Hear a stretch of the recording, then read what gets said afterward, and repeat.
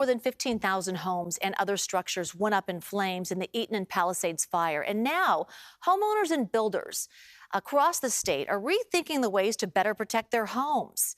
So there are ways to make older and new buildings more fire resistant. Our Kenny Choi shows us how homeowners in the Bay Area are adapting to growing fears of what could happen to fire-prone neighborhoods.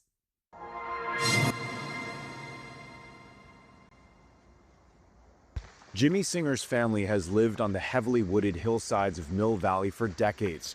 Homes are surrounded by towering redwoods and other vegetation that can quickly become tinder for a destructive wildfire. I think living in the hills in California, we've thought about fires forever. Singer does what he can to harden his home and make it more fire resistant, including working with neighbors to help maintain defensible space. Kind of brings a community aspect to know that, hey, if I do all this work on my property, somebody sharing the fence line is also doing that work too.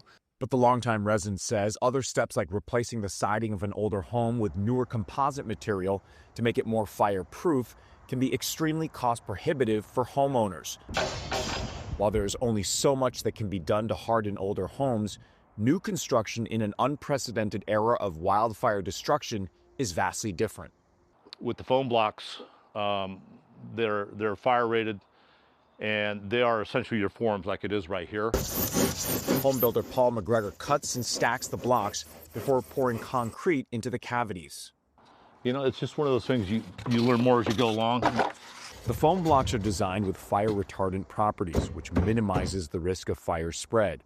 This type of construction also minimizes the use of wood in the construction of homes. By doing it this way, he estimates a 10% added cost compared to a typical wood stick framing job. I wouldn't recommend tearing down a house and doing this, but I would recommend doing it from scratch. It would make sense. He's not required by building code to add this extra layer of protection, but considering the house is in a wildland-urban interface zone where human development meets undeveloped wildland, it's a no-brainer. This CAL FIRE map of Mill Valley shows how the very high fire hazard severity zones, highlighted in red, has expanded from 2007 to 2023. Houses are burning down to the ocean. So you got to take the precaution at this point in time. You can't think that it's not going to touch you. Housing experts say meeting or exceeding local building codes will result in something far more resistant than homes built 30 or 40 years ago, like many of those burning in Los Angeles.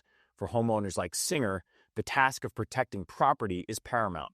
Taking it seriously and taking those lessons so we set ourselves up to not be the next Palisades fire. The goal is to minimize risk as homeowners and builders look for new ways to tackle a growing concern of wildfires wiping out entire communities. Other ways to protect homes can include stucco exteriors, double-paned windows, and roof liners. Defensible space around your home always key.